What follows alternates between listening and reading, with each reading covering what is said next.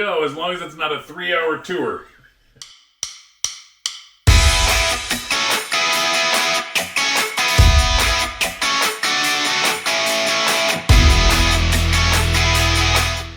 Hello and welcome to Best Motorcycle Roads. I'm Tom. And I'm Todd. We have over 65 years of combined motorcycling experience and 30 years of planning and riding motorcycle trips.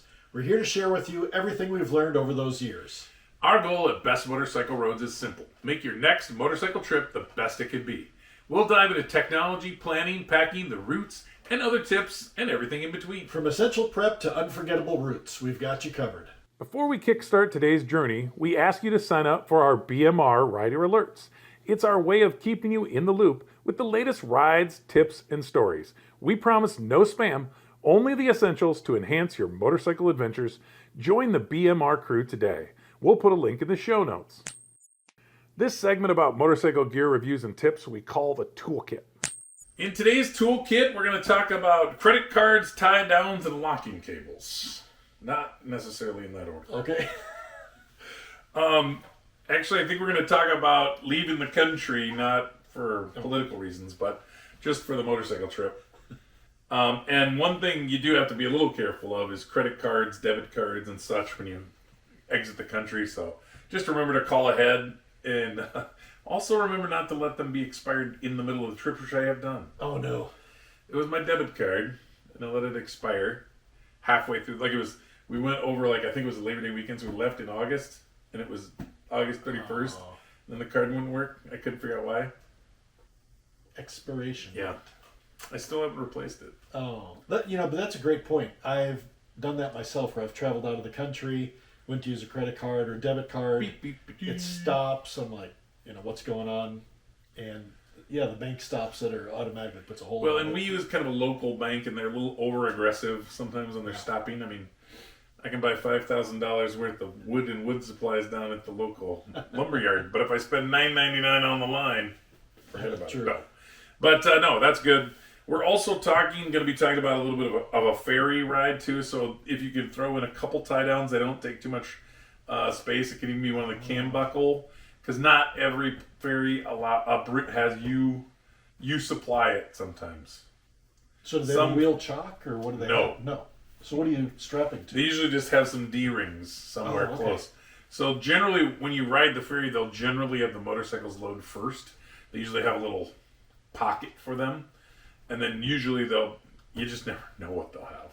But I've never seen, usually we just center stand and then went D-rings is what we did. But yeah, and they did supply them on the particular one we were on, but I know there's two Lake Michigan, a southern and a northern one. The northern one doesn't supply tie downs. So yeah, just have a couple. You don't even one long one would work too. You can just kind of go. You just want it not to tip over if something happens. Really, it's not going to be not like a trailer. I mean, it just needs to make sure that if something, because they do get some waves in Lake Michigan. Yeah, I guess I've been on the small ferry that just crosses the Mississippi, and you just stand there by the bike. It's nothing because there's no waves to worry about. But no, this is just a little. I think mostly. Well, the one on the south really it hustles. So yeah. And then lastly, just I think we've talked about it before, but I use a locking bike cable. When you get in some of the bigger cities, it's not always a horrible thing to just run a bike cable through your coat and your helmet, and then that way it just slows the thieving down. Well, it keeps the honest people honest. But yeah. And then one more toolkit item I think we'll explain and talk about a little bit later is maybe using ChatGPT to help you plan routes. We're going to talk about today. So. RideWise is the section we focus on planning and safety tips. RideWise is the section we focus on planning and safety tips. And since we're talking about Lake Michigan, Lake Huron, I thought I would talk about a few of the things to watch out for when you're on some of these drives, like M22 Scenic Drive. Just be cautious of wildlife. You could have some deer, close to those wooded areas, or any sort of critters that like to scurry across the road right in front of you. And there's a lot of curves and elevation changes in this area, so just be watching for people on these sharp corners coming across the center line. A lot of them are blind corners and that, so pay attention. And then some of these roads will have beach access points. Yeah. And when there's strong winds, it'll blow a bunch of that beach sand up onto the road. Oh yeah. And that's not easy to see sometimes. So slow down and just be ready for some reduced traction in those areas. The Red Arrow Highway, that route can get busy, especially in the summer. That's kind of their peak. So just stay diligent on those. And because we're in an area that gets some ice and that in the winter, that they'll have potholes and they'll have some heaving in the pavement. So it might still be frozen August up there. It could be. US 23, Lake Huron, we're talking about. There's a lot of scenic overlooks there. Make sure that when you're going off to these scenic overlooks, you can still be visible. Make sure you're seen because, or put your hazards on as you're coming up to those, because sometimes they're pretty sudden little off roads off these roads. And just watch for the pedestrian traffic when you get into some of the tourist areas like Port Austin and Lexington, and just kind of be aware. Yeah, for extra people in those areas. In Michigan and Canada too, you kind of when you're running into some of these places that are a little more sparse of people, what you'll see is like you're gonna be out and there's gonna be nothing, and then you're gonna get to a city. And I know in Canada when we were there last, they were really concerned that we're gonna hit moose. Oh yeah. And they're like, just don't do that. Like, don't do it. They're bad. They're huge. The other thing that Canada is a lot. I mean, when you go to Michigan, you go to Canada, there's some areas that are, but like Canada is pretty much nobody in most of the country. So like most of Canada, the people are near these lakes, and areas like you'll just see big truck traffic. They run some pretty good sized semi trucks up there. And then this will start to become some of the seasons when they're in there logging and doing different things.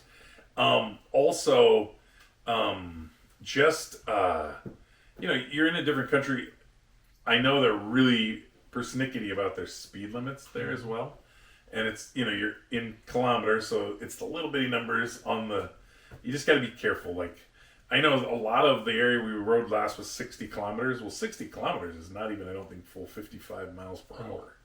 So you feel like you're going so slow and you want to get going because there's nothing going on. So, and the one more thing you got to be really careful is if you eat the poutine in Canada, which is fries with French gravy. fries, yep. You just got to make sure there's a stop, in your future, because you will be stopping to rid yourself of that. So, good point. Yeah, plan your stops. And you can pretty much get poutine at any gas station in Canada. So, and how are the gas stations? I mean, is it pretty sparse up there? Most of the time it's not so bad. I mean, most bikes go 150 miles. That's whatever, 200 change kilometers. That's pretty far, especially when we're in the coastal areas. But it's like they say, it's like if you're not sure, get gas, because you're better off.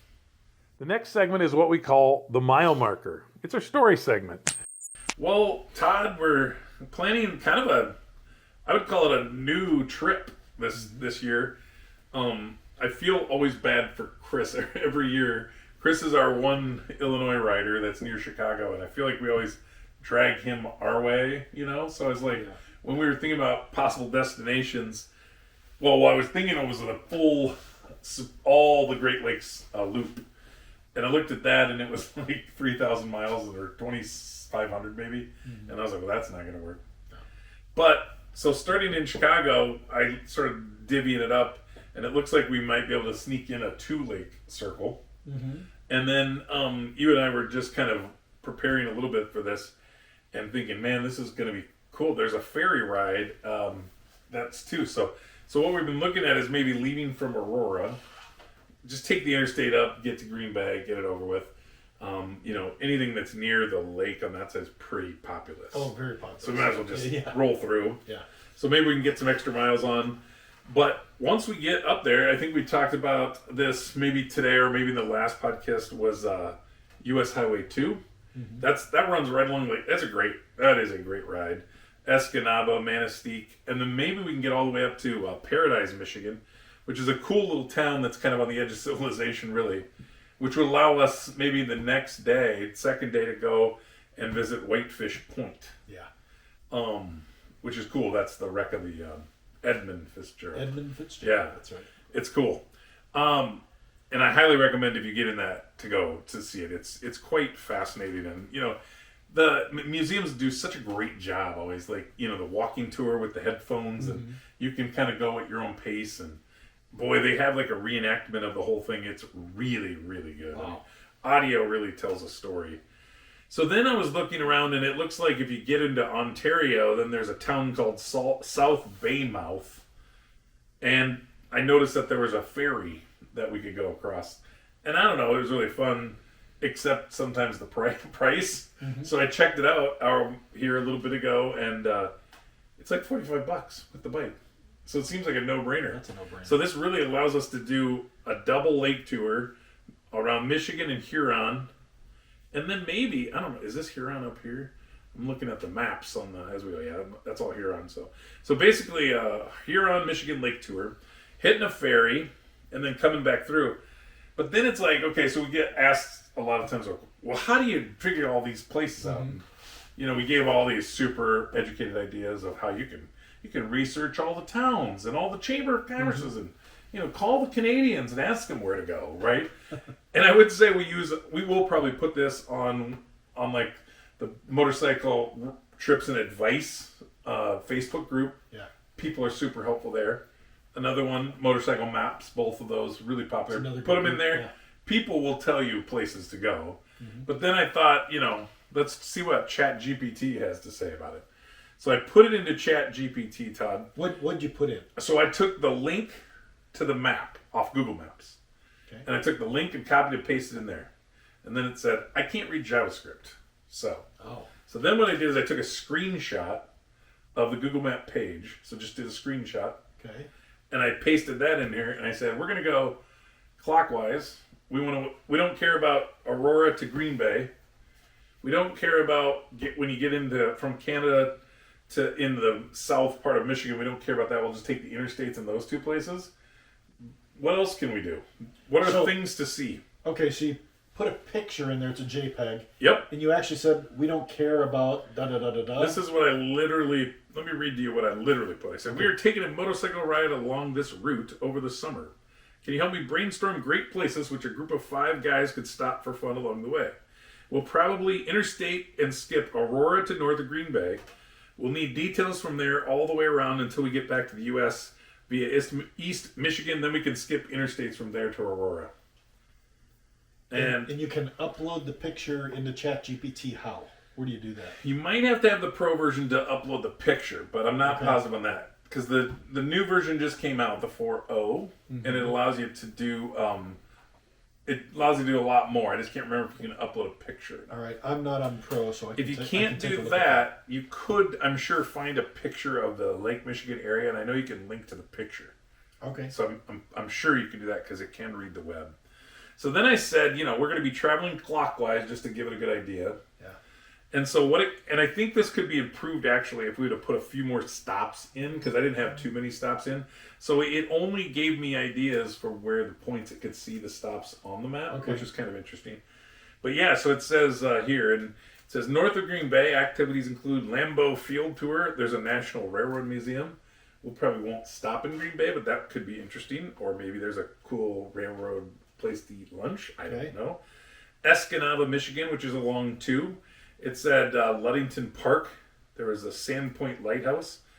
Oh, and then I got a little scared because I saw some names that I might not be able to read on the podcast. So I said, would you help me with some phonetic pronunciations as well? And so I don't think we'll be going to Marquette, but in Munising, there was Picture Rocks National Lakeshore, which seemed kind of interesting. But then this is the one that was really cool. Is that boat tours if you want to see the cliffs. Now, I'd never even heard of that before. Oh, wow. So that might be something that's interesting. Paradise to South Bama, Ontario. Then what they suggested, of course, was the Great Lakes Shipwreck Museum, but also pointed out that Whitefish has a bird observatory, which might be kind of interesting. Yep. In Paradise, Michigan, there was the Tahquamenon Falls State Park. And then, which I know I missed last time, Oswald's Bear Ranch. I'm pretty much thinking that might be a must-see. All right, that's a must-see. That might be a must-see. So then you're going to Mackinac City, so that's about where you cross into the other area. It appears that Fort Michilimackinac, I probably remember seeing that, but I know we didn't stop there. And then I think that one time we stopped at the Bridge Museum, which was kind of interesting, but it's kind of a one-time stopper. But then when you get over into Ontario, and this is what they've listed the ferry ride that we're talking about, the Chi-Chi-Mon ferry ride. So that would take us down to Tobermory, Ontario. And there is a national park there. And then Flower Pot Island, which I didn't notice, so we could check into that a little bit more. And then London, Ontario. It looks like London, Ontario might be a little bit bigger city. There's a museum, a London museum there. And then they did give some thoughts around from Ontario to Kalamazoo to Aurora, but we pretty much were thinking we'd jet through that. So this was really interesting to kind of, this is new for us to use ChatGPT or one of the AI things to kind of start to plan the trip out. That's really interesting. And what I'd be really now interested in, my next thoughts when I start to think through this more, it's like, what if we would tell it how many miles each day maybe we wanted to ride? Oh, wow. Or maybe now start to say, well, you know, Chris, he's kind of a Camaro guy, and Todd's a music guy, and Tom's an idiot, but he might like all kinds of bear things. He's kind of a motorcycle guy. Brad's a farming kind of guy. You know, if we started to add those things in. Are there things to see related to? Yeah. Yeah. So I'm going to do this. I think it'll be fun to take this another step further. Maybe we can... Another episode on just that. Report back. That's cool. Yeah. I like that. This might be more fun to do. Because, you know, that's the problem, right? Like, we went to so many places. We went to the Corvette Museum. Somewhat universal, I would say, right? Yeah.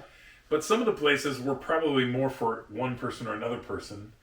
And the real question is what places did we miss? Yeah. So to me, this is super interesting. I think another angle that we haven't taken yet, but I think will be interesting. So I like that idea. Yeah, I might have to post this into the Facebook group. And, well, then, you know, in Facebook, pretty polarizing. Half the people will say that I probably... You're stupid, yeah. Or the CIA.